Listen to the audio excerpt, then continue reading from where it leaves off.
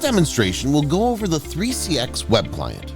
This application is built using web technologies that can be installed and run on all devices from one codebase. The first thing you'll get is a welcome email. Your administrator or IT will send the welcome email based on the email you've given them to set up. You'll need to create a password to set up your account. Click on this link to do so. Set and confirm your password here. Go back to your 3CX welcome email to get quick access to your account details. The first thing you can access is your extension number. You can click on this link to log into your account. You can access the 3CX talk link from here. Retrieve the voicemail pin from here. You can host meetings in your personal virtual meeting space by clicking on this link. If you'd like, you can install the mobile app. You have two options. Click on this link to install the iOS app from the App Store. Click on this link to install the Android app from the Google Play Store. Navigate to the 3CX web client. From the Team tab, click on the call icon next to the extension you wish to reach. You could create a conference call, a transfer, an attended transfer, or a recording from here. Hit the transfer button to transfer the call automatically to the extension you dial. Hit the attended transfer button if you wish to give the user on the extension the option to join.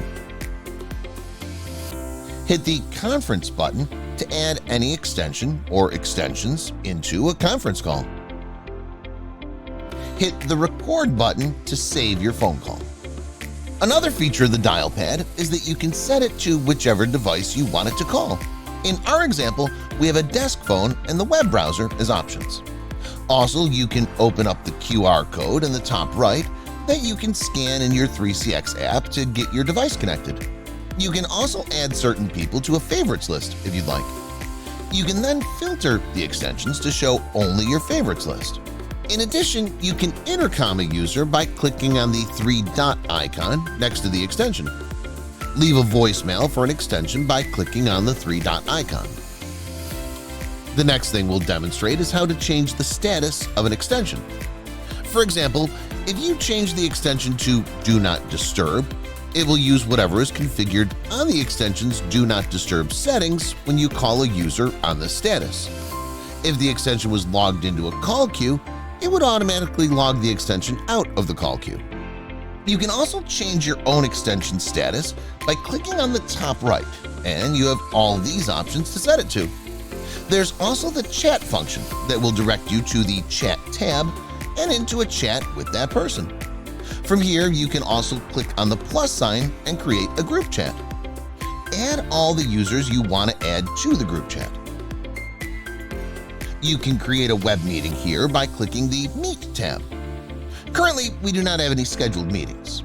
To verify this, click on this icon. Click on the plus sign to create a scheduled meeting. Select the type of meeting and when it will occur. Type in a subject. Select an email or calendar to add the meeting to. Add or import participants into your meeting. Click on the Create Meeting button. Click on the Calls tab to view your calls. It shows all calls by default. You can view your incoming calls, your outgoing calls, your missed calls, and your abandoned calls. Abandoned calls occur when your user was associated with a call queue and had an incoming call coming into that queue and was missed. You can check the option that indicates that you've dealt with a call, the option that indicates you're dealing with one, and the option that indicates you have not dealt with it. From the Panel tab, you'll see calls coming in, who's calling, who's been called, and where the call is in your system. Once you get a call, you can right-click on it to get the Divert and Drop options. The Divert option would send your call to someone else prior to answering.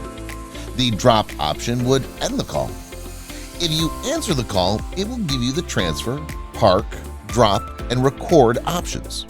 The Transfer option would send your call to someone else after you answer it. The Park option would put your call on hold for anybody to pick up. The Record option would save your call to listen to later. Click on the Contacts tab. The screen will show you the contacts you've added to your personal extension for quick reference. You can quick dial a contact by clicking on the phone icon next to the contact you wish to call. Click on the three-dot icon next to a contact to create a video conference, edit, or delete the contact.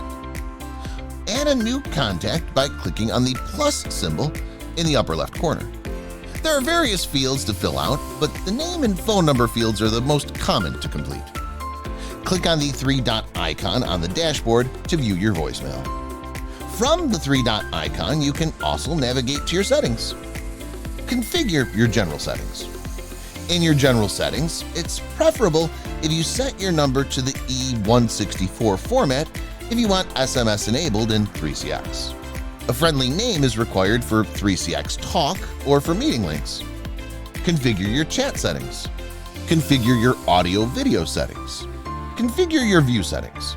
Configure your call forwarding settings, which includes available, away, do not disturb, lunch, business trip, exceptions, and switch status. Configure your greeting settings. Configure your integration settings. You can also scan the QR code to provision the mobile app from the settings. Configure the BLF function keys here. Click on the Apps tab. From here, you can download the different soft phone options, including the Android app, the iOS app, the PWA, or the Windows Desktop app. The PWA and the Windows Desktop app would appear here if the apps weren't already installed. This has been a demonstration of the 3CX web client presented by Voxtelesys.